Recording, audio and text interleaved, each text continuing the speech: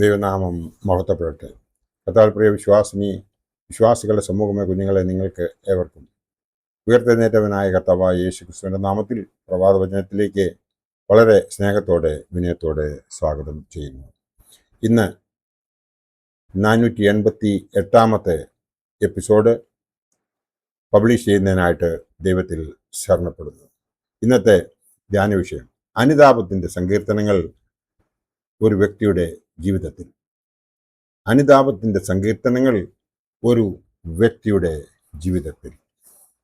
നമുക്ക് ഏവർക്കും അറിയാം, അനുതാപം ഉള്ള ഒരു വ്യക്തിക്ക് മാത്രമേ ദൈവാശ്രയത്തിൽ ജീവിക്കുവാൻ സാധിക്കത്തുള്ളൂ. നോമ്പ് കാലയളവിൽ നിരന്തരമായി ഉപയോഗിക്കുന്നതിനും ആഴമായി പഠിച്ച് ധ്യാനിക്കുന്നതിനും വേണ്ടി വേർതിരിക്കപ്പെടുകയും വിശുദ്ധ സഭയുടെ ആരാധനകളിലും നമസ്കാരക്രമങ്ങളിലും പ്രത്യേകം സ്ഥാനം നൽകിയിട്ടുള്ളതുമായ സങ്കീർത്തനങ്ങളാണ് അനുതാപത്തിൻ്റെ സങ്കീർത്തനങ്ങൾ. സുറിയാനി വേദപുസ്തകത്തിൽ 6, 32, 38, 51, 102, 129, 142 എന്നീ 7 സങ്കീർത്തനങ്ങളാണ് ഈ പേരിൽ അറിയപ്പെടുന്നത്. എന്നാൽ പ്രൊട്ടസ്റ്റന്റ് ബൈബിളിൽ 6, 32, 38, 51, 102, 130, 143 എന്നും സെപ്റ്റുവജിന്റ് അതായത് ഗ്രീക്ക് ബൈബിളിൽ 6, 31, 37, 50, 101, 129, 142 എന്നും ഉള്ള ക്രമ നമ്പറുകൾ ആണ് കൊടുത്തിരിക്കുന്നത് എന്ന് നാം ആ ഭാഗങ്ങൾ വായിച്ചു കഴിഞ്ഞാൽ കൃത്യമായി മനസ്സിലാകും. പാപങ്ങൾ ക്ഷമിക്കുന്ന ദൈവത്തിൻ്റെ അളവറ്റ കൃപയിൽ സമ്പൂർണമായി ആശ്രയം വയ്ക്കുന്ന ഒരു മനുഷ്യൻ തൻ്റെ ഹൃദയത്തിൻ്റെ അഗാധത്തിൽ നിന്ന് പ്രത്യാശയോടെ സ്വർഗീയ ഉന്നതങ്ങളിലേക്ക് ഉയർത്തുന്ന അനുതാപ പ്രാർത്ഥനകളാണ് ഇവ. സ്വയം നന്മയിൽ ആശ്രയിക്കാതെ ദൈവകൃപയിൽ മാത്രം പരിപൂർണമായി ശരണപ്പെടുവാൻ ഈ സങ്കീർത്തനങ്ങൾ നമ്മെ ഓർമ്മപ്പെടുത്തുന്നു എന്നും നമുക്ക് ഏവർക്കും അറിയാം. ഇവയിൽ 32, 51, 129, 142 എന്നിവ വിശുദ്ധ പൗലോസ് അപ്പോസ്തലനെ ഏറ്റവും സ്വാധീനിച്ചിട്ടുള്ളവയാണെന്ന് മാർട്ടിൻ ലൂതർ 1483 മുതൽ 1546 വരെ ജീവിച്ചിരുന്ന ആൾ അനുമാനിക്കുകയും അവയെ വിശുദ്ധ പൗലോസിന്റെ സങ്കീർത്തനങ്ങൾ എന്ന് വിളിക്കുകയും ചെയ്തതായി ചരിത്രം നമ്മെ ഉദ്ബോധിപ്പിക്കുന്നു. 6-ാം നൂറ്റാണ്ടിന് മുമ്പ് മുതൽ തന്നെ അനുതാപത്തിന്റെ ഈ മസമൂറകൾ വിശുദ്ധ സഭയുടെ പ്രാർത്ഥനകളാലും ജാഗരണങ്ങളാലും ശുശ്രൂഷകളിലും തീർത്ഥാടന യാത്രകളിലും നോമ്പിനോടനുബന്ധിച്ചിട്ടുള്ള ദൂതുകളിലും ഉപയോഗിച്ചിരുന്നു. പാശ്ചാത്യ വേദശാസ്ത്രജ്ഞനായ കാസിയോറസ് തൻ്റെ എക്സ്പോസിറ്റിയോ സാമോറം എന്ന പ്രബന്ധത്തിൽ 150 സങ്കീർത്തനങ്ങളെ 12 ഉപവിഭാഗങ്ങളായി തരംതിരിച്ച് വിശദീകരിക്കുന്നു. അതിൽ ഒന്ന് അനുതാപ സങ്കീർത്തനങ്ങളാണ്. ആദിമസഭയിൽ 51-ാം മസമൂറ തൻ്റെ പാപബോധത്തിൻ്റെയും അനുതാപത്തിൻ്റെയും സങ്കീർത്തനമായി വേർതിരിക്കപ്പെടുകയും പ്രഭാത പ്രാർത്ഥനകളിൽ ചൊല്ലുന്നതിന് പതിവാക്കുകയും ചെയ്തു പോന്നു എന്ന് വ്യക്തമാണ്. യഹൂദന്മാരുടെ യാമപ്രാർത്ഥനകളിലും നമസ്കാരക്രമങ്ങളിലും അനുഷ്ഠാനങ്ങളിലും വിവിധ സന്ദർഭങ്ങളിലേക്ക് ഹൃദയസ്പർശിയായ അനുതാപ പ്രാർത്ഥനകൾ യോഗ്യമായി ചേർത്തിട്ടുണ്ട്. ആ പതിവ് ക്രിസ്തീയ സഭയും അനുകരിച്ചു എന്ന് പറയാവുന്നതാണ്. അനുദപിക്കുന്ന ഹൃദയത്തിൻ്റെ അരൂപിയായ ആത്മസ്പർശനങ്ങൾക്ക് ഉച്ചാരണം കൊടുത്ത് അവയെ ദൈവീക സന്നിധിയിലേക്ക് സുഗന്ധധൂപമായി സമർപ്പിക്കുന്ന ഈ പ്രാർത്ഥനകൾ യഥാർത്ഥമായ പാപബോധം നമ്മിൽ ഉളവാക്കുകയും പാപമോചനത്തിന് നമ്മെ പ്രേരിപ്പിക്കുകയും ചെയ്യുന്നു. നീ പാപിയാണെന്ന് അറിയുന്നതാണ് അറിവിൻ്റെ ആദ്യപടി എന്ന് സെന്റ് അഗസ്റ്റിൻ 354 മുതൽ 430 വരെ ജീവിച്ചിരുന്നയാൾ പലപ്പോഴും പ്രതിവചിക്കുകയുമായിരുന്നു. അദ്ദേഹത്തിൻ്റെ മരണക്കിടക്കയ്ക്ക് അഭിമുഖമായി ഭിത്തിയിൽ എഴുതിയിരുന്ന 32-ാം സങ്കീർത്തനം പല പ്രാവശ്യം ഉരുവിട്ട് അദ്ദേഹം ആശ്വാസം കണ്ടെത്തിയിരുന്നു അത്രേ. മെത്തഡിസ്റ്റ് സഭയുടെ സ്ഥാപകനായ ജോൺ വെസ്ലി 1703 മുതൽ 1791 വരെ ജീവിച്ചിരുന്നയാൾ അദ്ദേഹത്തിൻ്റെ ജീവചരിത്രത്തിൽ അദ്ദേഹത്തിൻ്റെ മാനസാന്തരം വിവരിക്കുന്നത് 130-ാം സങ്കീർത്തനവുമായി ബന്ധപ്പെടുത്തിയാണ്.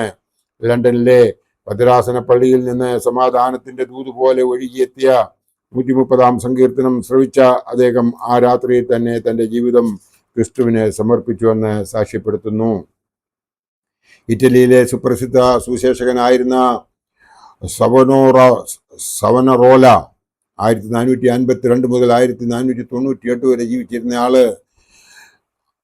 അദ്ദേഹത്തെ പീഡിപ്പിച്ച ശത്രുക്കൾ അദ്ദേഹത്തിന്റെ ഇടത് കൈ വെട്ടിക്കളഞ്ഞു. എന്നാൽ കുറ്റസമ്മതം ഒപ്പിടുവാനുള്ള സൗകര്യം വീണ്ടും നൽകിക്കൊണ്ട് വലത് കൈ വെട്ടിയില്ല. പീഡനത്തിന്റെ അതിവേദനയിൽ അവസാനം അദ്ദേഹം കുറ്റസമ്മത പത്രം ഒപ്പിട്ട് കൊടുത്തു. എങ്കിലും ശേഷിച്ച ദിവസങ്ങളിൽ 51, 32 സങ്കീർത്തനങ്ങൾക്ക് ധ്യാന വിവരണം എഴുതുവാനാണ് തന്റെ വലതുകരം ഉപയോഗിച്ചത്.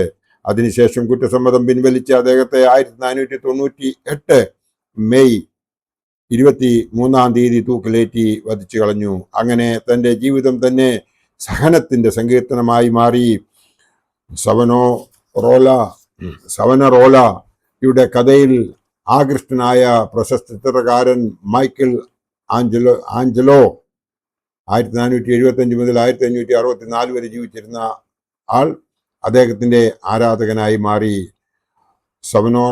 സവോനറോലയുടെ പ്രശസ്തമായ ചിത്രം വരച്ച അദ്ദേഹം അതിനിടയിൽ ഇങ്ങനെയാണ് എഴുതിയിരിക്കുന്നത്: അപ്പോൾ ഞാൻ അതിക്രമക്കാരെ നിന്റെ വഴി പഠിപ്പിക്കും, പാപികൾ നിങ്ങളിലേക്ക് തിരികെയും ചെയ്യും എന്നാണ്. ഈ 7 സങ്കീർത്തനങ്ങളുടെയും കേന്ദ്രബിന്ദു 51 സങ്കീർത്തനമാണെന്ന് പറയാം.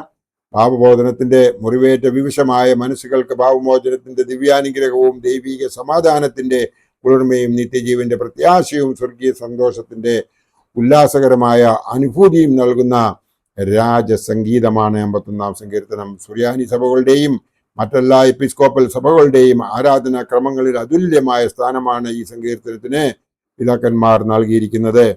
വിശുദ്ധമായ അനുതാപത്താലും നിഷ്കളങ്കമായ കണ്ണീരിനാലും പാപിയായ മനുഷ്യനെ സൗഖ്യപ്പെടുത്തുന്ന ദിവ്യ ഔഷധമാണ് ദാവീദിന്റെ ഈ കീർത്തനം. ഈ സങ്കീർത്തനം ശ്രവിച്ചാൽ സാത്താൻ ഭയവിഹ്വലനായി പിന്മാറുകയും സ്വർഗത്തിന്റെ വാതിലുകൾ താനെ തുറക്കുമെന്നും ഒരെഴുത്തുകാരൻ പറയുന്നു.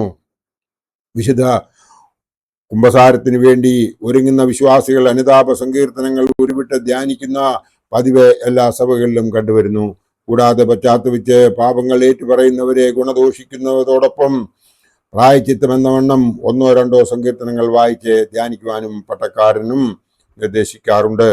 ദൈവത്തിന്റെ ദീർഘക്ഷമയും ദൈവസ്നേഹത്തിന്റെ ആഴവും പരപ്പും സമ്പൂർണ്ണ സമർപ്പണത്തിൽ ലഭ്യമാകുന്ന ഭാഗ്യ അവസ്ഥയും അനുതാപ സങ്കീർത്തനങ്ങളിൽ കാണാം. നിസ്സഹായർക്ക്, പാപബോധത്താൽ മനോവ്യതയിൽ ഉരുളുന്നവർക്കും ഏറ്റവും ലളിതമായ രീതിയിൽ പ്രായോഗികമായി അവ അനുഭവ യോഗ്യമാക്കുന്നു എന്നതാണ് അനുതാപ സങ്കീർത്തനങ്ങളുടെ സൗന്ദര്യവും രഹസ്യവും.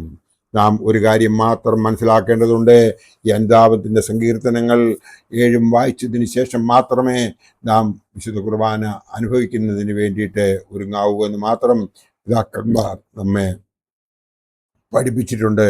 അത് നാം മറക്കാതിരുന്നാൽ മതി. കുമ്പസാരിക്കുന്നതിന് മുമ്പ് ഈ 7 സങ്കീർത്തനങ്ങളും നാം വായിച്ച് ഗ്രഹിച്ച് അനുദപിച്ചതിന് ശേഷം വേണം നാം ഓരോരുത്തരും കുമ്പസാരിക്കുവാൻ പോകാൻ. ഊസോയോയ്ക്ക് പോകുന്നതിന് മുമ്പും നാം അത് വായിച്ചിട്ട് പോകുന്നതാണ് ഏറ്റവും നല്ലത്. അങ്ങനെ വായിച്ചു കഴിഞ്ഞാൽ ഓരോ നല്ല ക്രിസ്ത്യാനിക്കും അത് ബൈഹാർട്ട് ആകും എന്നതിനും യാതൊരു സംശയവും ഉണ്ടാകുകയില്ല. അത് ദൈവത്തിൽ നാം നമ്മെ തന്നെ സമർപ്പിക്കുന്നുവെങ്കിൽ ദൈവം നമ്മളെ എല്ലാവരെയും അനുഗ്രഹിക്കുമെന്ന് മാത്രം ഈ അവസരത്തിൽ ഓർപ്പിച്ചുകൊണ്ട് ഇന്നത്തെ ദിവസത്തിൻ്റെ പ്രത്യേകത നാം മനസ്സിലാക്കി. സമയത്തിന് വില കൊടുക്കുന്നവർക്ക് മാത്രമേ ഈ ദിവസത്തിൻ്റെ പ്രത്യേകത മനസ്സിലാക്കുകയുള്ളൂ. ഇന്ന് 27/4/2026 27ാമത്തെ ദിവസമാണ് ഈ മാസത്തേത്. ഈ വർഷത്തിലെ 117ാമത്തെ ദിവസമാണ്. ഉയർപ്പിന് ശേഷം 23ാമത്തെ ദിവസമാണ്. ഇതൊക്കെയും നാം മനസ്സിലാക്കി ദൈവം നമുക്ക് ഇത്രയും ആയുസ് തന്നല്ലോ എന്നുള്ള ആ ഒരു വിചാരത്തോടുകൂടി, ആ സന്തോഷത്തോടുകൂടി അവന് നമുക്ക് നിത്യം ഇടപെടാതെ പ്രാർത്ഥിക്കുകയും എല്ലാറ്റിനും സ്തോത്രം ചെയ്യുകയും സൽപ്രവൃത്തികൾ ചെയ്തുകൊണ്ടും ഇരിക്കാമെന്ന് മാത്രം ഈ അവസരത്തിൽ ഓർത്തുകൊണ്ട് നമ്മളെ എല്ലാവരെയും ദൈവം അനുഗ്രഹിക്കട്ടെ എന്ന് പ്രാർത്ഥിച്ചുകൊണ്ട് എൻ്റെ വാക്കുകൾ ഇവിടെ ഉപസംഹരിക്കട്ടെ.